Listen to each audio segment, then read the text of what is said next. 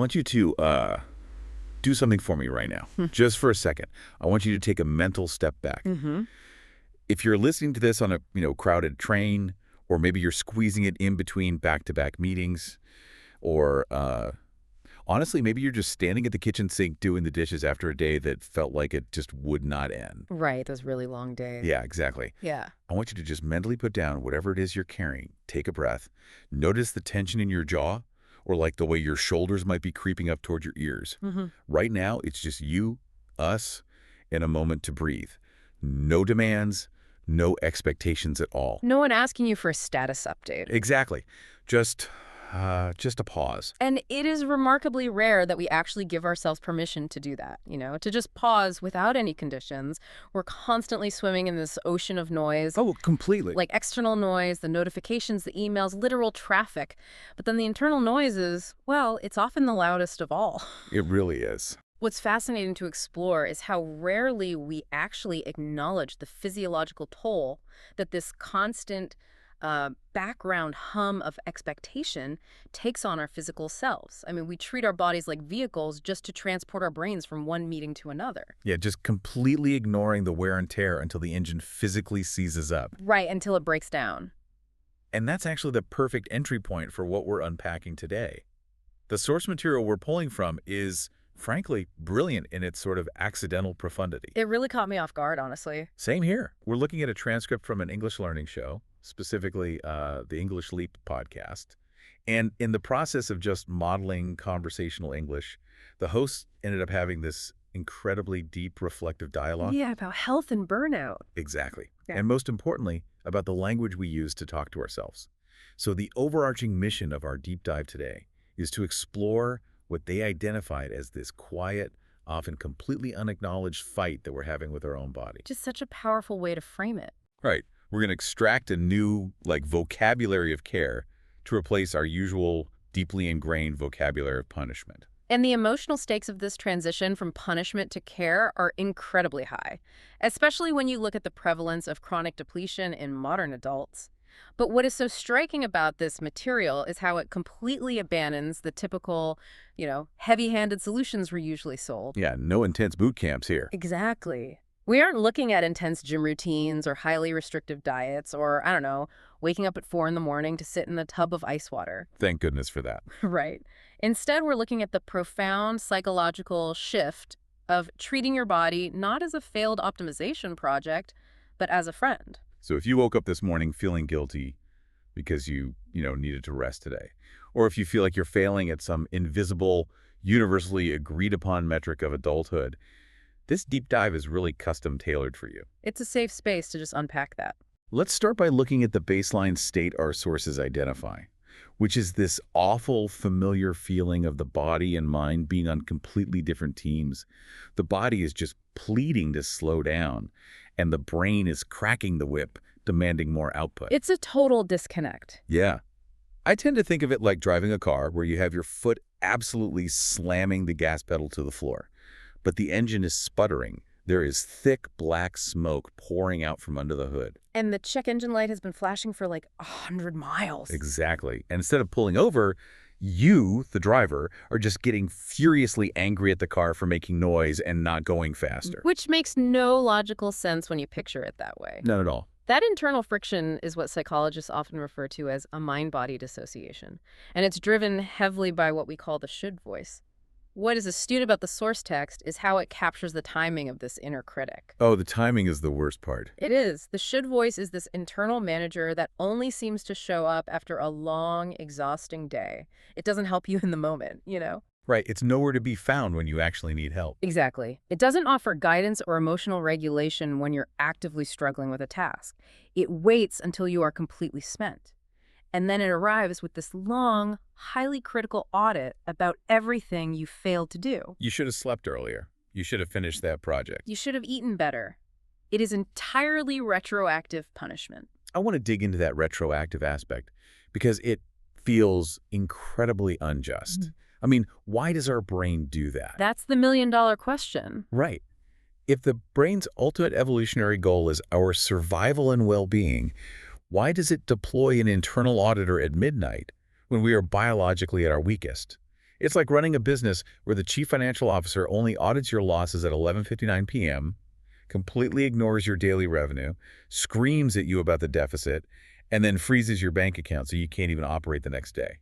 That is a phenomenal That analogy. just makes no functional sense to me. Well, the mechanism there is actually tied to our evolutionary threat detection systems. See, when you're exhausted, your prefrontal cortex, which is the part of the brain responsible for logic, reason, and self-compassion, is highly compromised. It's basically offline. Basically, yeah. Meanwhile, your amygdala, the fear and anxiety center, is practically glowing in the dark. It registers your state of exhaustion not as, oh, I worked hard today, but as a state of vulnerability. And vulnerability is bad news for a primitive brain. Exactly. To a primitive brain, vulnerability equals danger. So the should voice is actually a maladaptive defense mechanism. Your brain is aggressively trying to course correct to ensure you don't stay vulnerable. But because the logic center is offline, it just comes out as cruelty. Then shame, yes. Wow. Okay, that reframes the entire experience for me. It's not that I'm a fundamentally flawed, lazy person. It's that my amygdala is just panicking in the dark.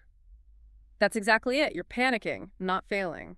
And that ties directly into this incredibly vulnerable anecdote from the transcript, which we absolutely have to talk about. It's the morning mirror epiphany. Oh, that was such a powerful moment in the source material. So relatable, too. One of the speakers talks about waking up late after falling into that trap we all know too well, the late night, toxic scrolling session until 2 in the morning. We've all been there. Right. So she wakes up already annoyed, already behind schedule. She walks into the bathroom, looks in the mirror, and completely braces herself for the attack. She is ready for the should voice to say, you look awful, you have no discipline, look what you've done to yourself. But the attack doesn't happen. It doesn't. And that is the pivotal moment. Instead of attacking, she looks at her reflection and has this profound realization. She says, I don't feel ugly, I just feel tired. Yeah, the phrasing is so deliberate. And the specific vocabulary word they use to anchor this feeling is frazzled. Now, from a psychological standpoint, the use of the word frazzled here is a massive leap forward in self-awareness. How so? Well, when we use words like ugly or lazy, we're attacking our identity, right? We're labeling our core self. But frazzled describes a temporary external state. It describes a central nervous system that is experiencing sympathetic arousal coupled with physical exhaustion. So it's not who you are, it's just how you feel right now. Exactly. It's a state of being overstimulated but under-resourced. They describe the visual of being frazzled as having morning hair sticking out in every possible direction, but they point out that this is exactly what your thoughts look like in that state too. Your mental energy is doing its own wild, uncoordinated experiment. That's a great visual. And standing there, staring at the mirror, she realizes that the mirror is innocent. The body isn't the enemy here. She describes her physical form as a small friend standing in front of her, just showing the physical story of how she is living. The dark circles, the dull skin. Yeah, just a friend saying, hey, I'm doing my best to keep up with you, but I'm really tired. Can we please slow down? That shift from viewing physical symptoms as an attack to viewing them as a message is a core tenet of somatic therapy. Think about it. If your tight shoulders, your headache, or your tired eyes are perceived as an attack on your productivity, your instinct is to fight back. Right. You medicate the headache, you drink 4 shots of espresso, and you push through. You literally go to war with the symptom. But if you view those symptoms as a message from a small friend who is struggling, your entire neurobiology shifts. Compassion activates the parasympathetic nervous system. It lowers cortisol. You stop fighting the messenger and start addressing the root cause. Exactly. It's a much gentler approach. But let me play devil's advocate for a second here. Sure, go ahead. If our bodies are constantly waving the white flag, sending these clear somatic messages that they are frazzled and tired, why do we, culturally and individually, keep ignoring them? Like, why is our default setting to suppress the message rather than heed it? It's deeply ingrained. The sources point to this internal programming of wanting to be the good employee. But I'm really struggling to reconcile why we willfully participate in our own destruction just to look productive. To understand that, we have to look at the reward systems we've built, both in our brains and in our society. The good employee mode is essentially an autopilot mechanism. Your biological capacity is at absolute zero, but when a request comes in, you automatically say, yes, of course, I can help, I can finish that. The mouse just says yes before the brain even registers it. Right. We do this because the dopamine hit of social validation of being seen as reliable, competent, and indispensable temporarily overrides the distress signals of the body. The analogy they use in the transcript is that your body is a deeply exhausted, overworked employee going up to the boss, which is your brain, and saying, "Excuse me, I'm going to collapse. Can we sit down?" And what does the boss say? The boss, sitting in its comfortable executive office, says, "No, we have standards here. We do not sit. We only excel." It's a terribly toxic internal dynamic. It really is. Honestly, it reminds me of a predatory lending scheme. Oh, I like that. Say more about that. Well, the brain is the debt collector, and it keeps taking out these high-interest physiological loans on the body. It says, "Just give me 3 more hours of focus tonight, and I'll let you sleep this weekend."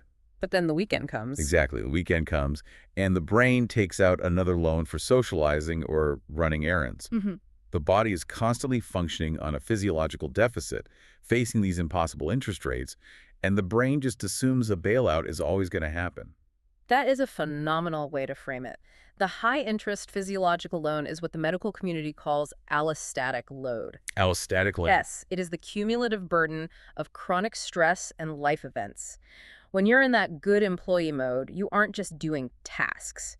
You're carrying the emotional weight of your workplace, your family, your social circle. The vocabulary the sources use, carrying the weight of the world and piling on, perfectly describes that. It perfectly describes the accretion of allostatic load.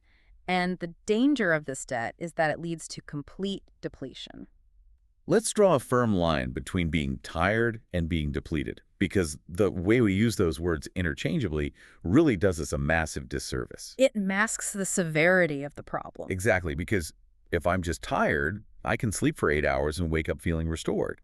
But the sources use this 1% battery metaphor for depletion. Yes, the low battery warning. Your phone is at 1%, the screen is dimming, apps are crashing, and there is no charger in sight. Precisely. Depletion means the biological reserves are entirely empty.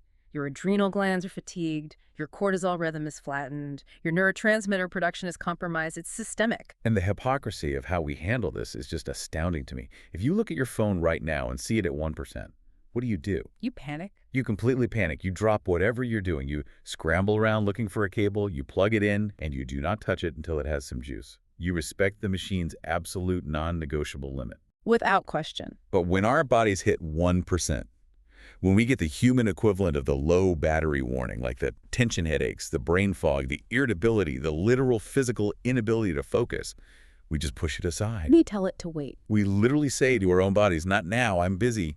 I have a Zoom call." It's cognitive dissonance on a massive scale.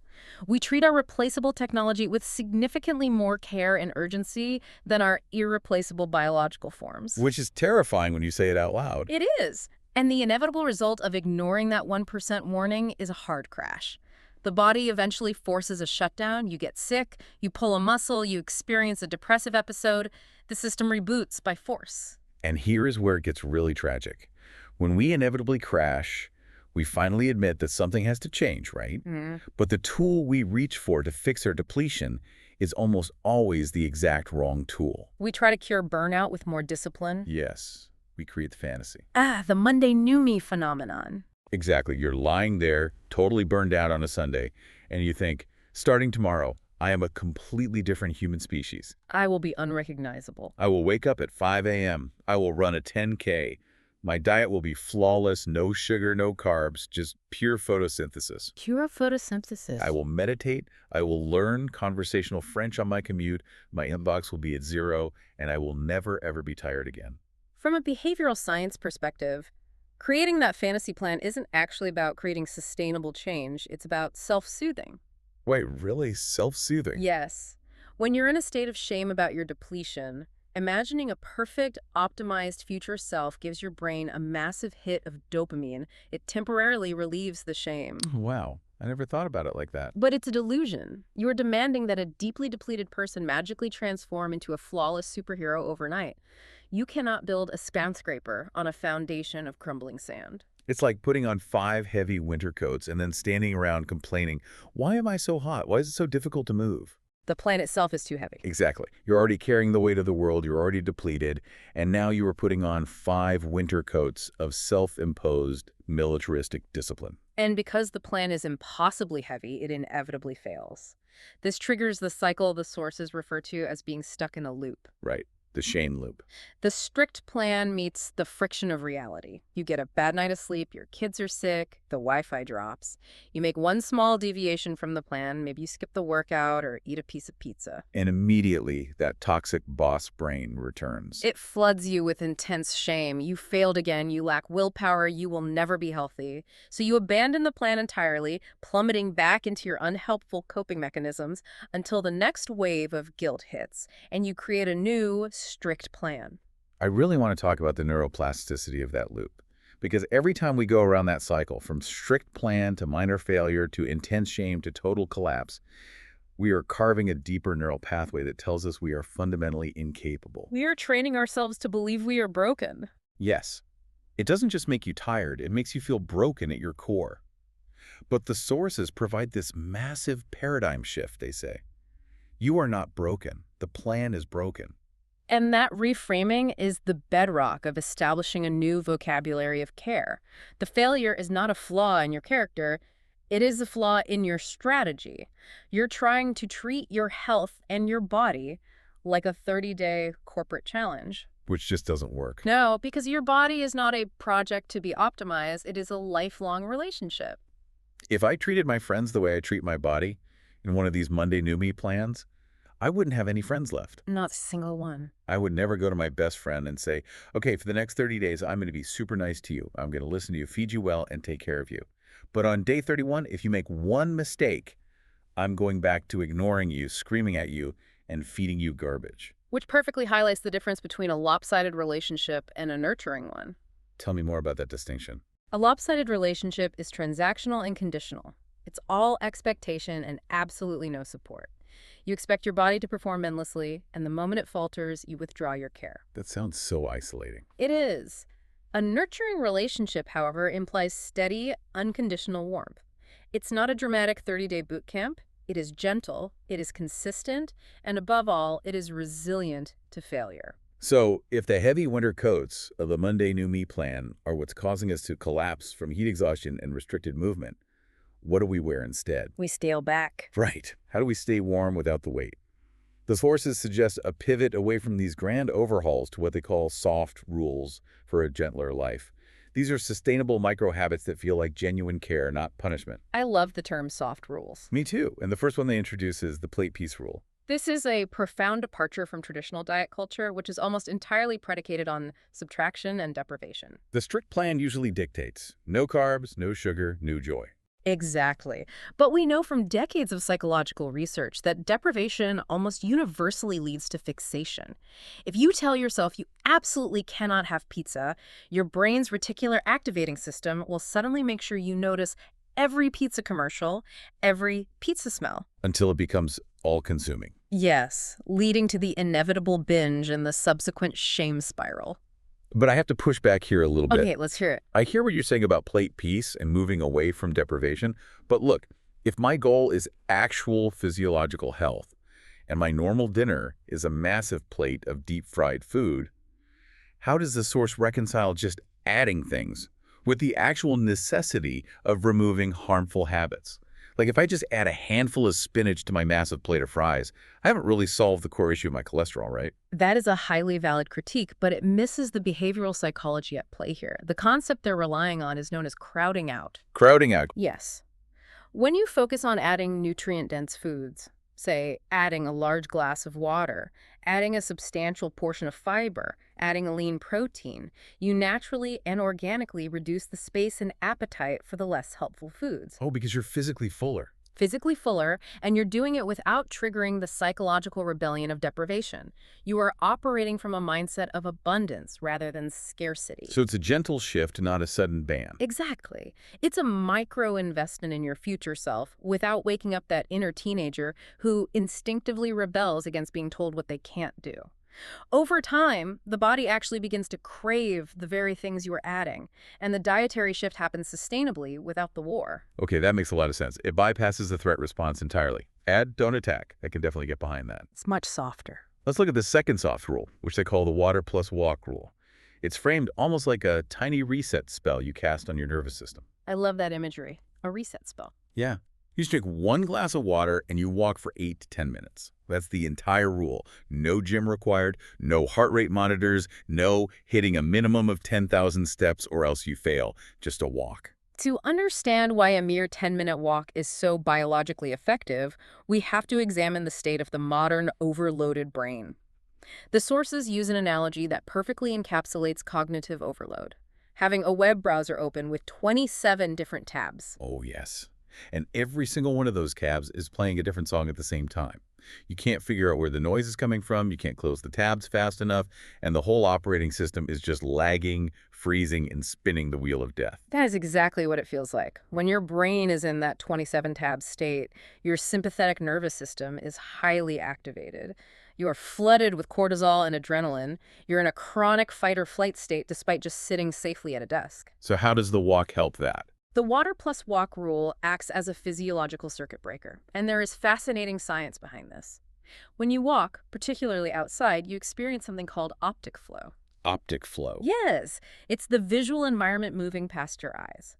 Optic flow actually quiets the amygdala. Furthermore, the bilateral stimulation of walking left foot, right foot helps process and metabolize those circulating stress hormones. It fundamentally deactivates the fight-or-flight response. So it's not about burning calories at all. Not even a little bit. It's about metabolizing stress. Yeah. It's a way of treating your body like a companion you're simply taking a stroll with, rather than a machine you are forcing onto a treadmill to punish it for what you ate yesterday. It's tuning back in rather than checking out. Which brings us to the third soft rule, and arguably the most crucial one for long-term survival, the sleep respect rule.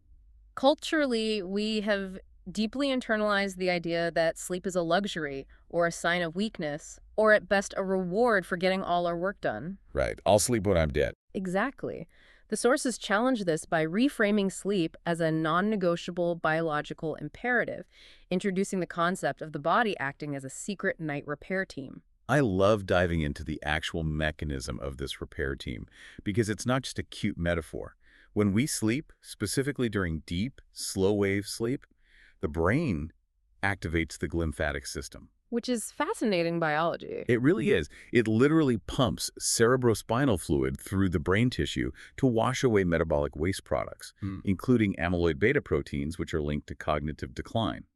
While we are lying there, our brain is acting like a dishwasher, running a deep clean cycle to scrub out the neurotoxins we accumulated during the day. And yet, we constantly shortchange the repair team. We keep the metaphorical dishwasher from running because we are lying in bed, bathing our retinas in the blue light of our screens, completely suppressing our melatonin production. So what's the soft rule here? Because normally the advice is like never look at a screen after sunset, which is impossible for most people. The soft rule the sources propose here is remarkably gentle. It doesn't demand a 10-step, perfectly curated, influencer-approved night routine involving adaptogenic teas and journaling for an hour in silence. Well, thank goodness. The soft rule is simply put the phone away 15 minutes earlier than you usually do. Just 15 minutes. That's it. And in those 15 minutes, you engage in actions that make you feel anchored. The host on the audio track calls it entering grandpa mode, which is such a brilliant, evocative visual. Grandpa mode. I can just picture it. You put on a soft shirt, you dim the overhead lights, you maybe read a physical book or just sit quietly. No drama, no high-stakes conversations, no late-night doom scrolling through the news. Just quiet, steady, low-stimulation energy. The psychological concept of anchoring is vital here. To be anchored is to feel steady and safe, like a boat in a harbor. I like that. The water outside the harbor might be choppy, the storm might be raging, but the boat isn't going to be swept out to sea. In the context of our evening routines, engaging in small, physical, low dopamine actions signals to your central nervous system that the work of the day is definitively over. The environment is safe, and the vigilance can drop. But I have to bring up a massive roadblock here because grandpa mode sounds lovely. It really does. But what about revenge bedtime procrastination? Yes. For a lot of people, especially parents or highly overworked individuals, it's not that they just forgot to put down their phone.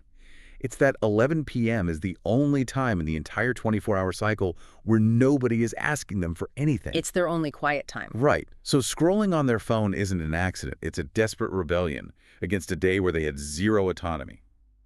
How does a 15-minute soft rule solve the systemic lack of personal freedom? That is the absolute crux of the issue with bedtime procrastination. It is an attempt to reclaim autonomy. However, the tragedy of revenge bedtime procrastination is that the revenge is entirely inflicted upon yourself. Oh. Wow. You are stealing from tomorrow's energy to pay for today's lack of freedom. What the anchoring, or grandpa mode, does is offer a different form of autonomy. How so?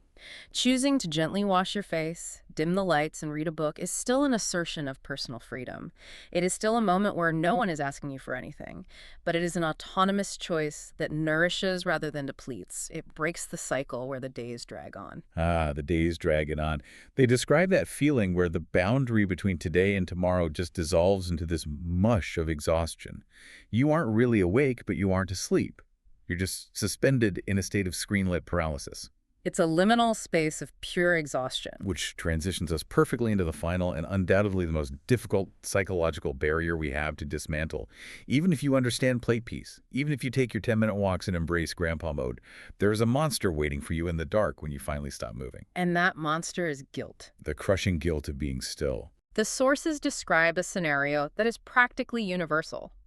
You are lying in bed, you are completely exhausted, you are hovering near the breaking point, that incredibly thin line where your nervous system feels like if one more minor inconvenience occurs, you will physically shatter. Just completely fall apart. And yet, what is your internal monologue doing? It is calling you lazy. Exactly. They call it the bedtime report card. And the cruelty of this cognitive distortion is staggering when you actually look at it objectively. You are at your absolute weakest. You are at your breaking point. You are in the exact moment where you most need comfort, where you most need an emotional hug. And instead of comfort, your brain hands you a failing report card. Right. It audits your whole day, ignores everything you managed to hold together, and lists only your perceived failures. It is a profound manifestation of internalized capitalism. We have absorbed the metric that our human worth is inextricably linked to our visible output. If we are not producing, we are failing. Think about it like this. If a friend, a real human friend, came to your house, visibly exhausted, bags under their eyes, totally depleted, and collapsed onto your sofa, what would you do? You'd help them. Would you pull out a clipboard and say, well, you didn't finish those emails and you skipped the gym and you ordered takeout instead of cooking, so you really don't deserve to be resting on my sofa right now? You would be horrified by that behavior. You would throw a blanket over them, tell them you are proud of them for surviving the week, and tell them to sleep. We possess this vast well of empathy for everyone around us, but the moment we look inward, the well is dry. This is why the sources deliver what is arguably the most crucial takeaway of this entire discussion. It is a core mantra that directly strikes at the heart of the bedtime report card. And what is that mantra? Rest is not a reward. Rest is a need. Rest is not a reward. Rest is a need. If there's one thing you take away from this entire deep dive, let it be that. It shifts rest from the category of an earned luxury to the category of a biological imperative. Right alongside oxygen, hydration, and shelter. You do not have to finish every task on your to-do list to earn the right to sit down. And frankly, the to-do list is a trap anyway, because it magically regenerates every single day and will never truly be finished. Exactly. You do not have to be a perfectly optimized, highly productive human to deserve sleep. You are allowed to be human, which means you are allowed to be tired. Yeah. You're allowed to be unfinished. The overarching psychological goal here is to cut the suffocating rope of expectations we have wrapped around our own necks. We have to cut ourselves some slack. We have to operationalize this grace. But we have to be careful not to fall into a new trap. Right. Yeah. We cannot replace our old, heavy Monday new me plans with a new heavy plan of, I must perfectly practice self-care every single day. Perfectionism in self-care is just diet culture in a new outfit. Yes. I failed at my 10-minute walk, so now I feel guilty about not recovering from my burnout properly. It's the exact same loop. So how do we escape the loop entirely? The sources end with an actionable takeaway that is wonderfully gentle. It's not a massive challenge. It is one small promise. They ask the listener to wake up and make one soft promise. Today, I will do one kind thing for my body. That's it. One kind thing. It could be drinking that glass of water. It could be standing by a window and looking at the sky for 2 minutes to get some sunlight. It could be putting the phone in another room while you eat breakfast. Yeah. It is an action so small, so frictionless, that the toxic boss brain can't even mount a defense against it. And the true brilliance of this philosophy, the ultimate safety net, is how it handles the inevitable reality of failure. Because we will fail. Because tomorrow you will probably mess up. You will likely eat junk food, skip the walk, stay up until 2 a.m. revenge scrolling, and wake up feeling frazzled. It happens to the best of us. The old system, the lopsided relationship, would demand a harsh punishment and a stricter plan. But the new, nurturing system says, you don't need a punishment. You haven't ruined anything. You just need to make the small promise again. Today I will do one kind thing for my body. It is an infinitely renewable reset button. It's a reset button that never breaks. Let's take a breath and look at the terrain we've covered today. We started in the bathroom mirror, bracing for an attack, and realized the mirror is merely reflecting a body that is carrying too heavy a load.